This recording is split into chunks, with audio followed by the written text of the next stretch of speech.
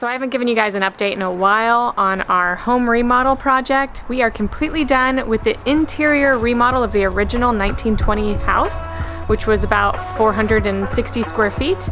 It is like a brand new place in there. I love how it looks. The kitchen turned out really awesome after we tore down the wall, and it just opened up the entire space. And now we are in the process of the addition, which is an additional 250 square feet about. So we have the framing and the sheathing done, the windows are put in, we're about to get roofing, and then the interior work will start.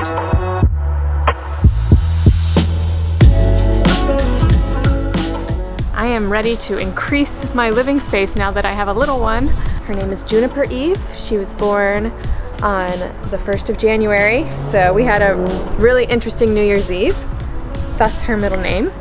Oh, she's gonna spit up. I'm really excited to show you guys the inside when it's complete and show you the total transformation from this project that we've been working on for like a year now. It's gonna be like a whole new house, and I'm really happy for this next chapter.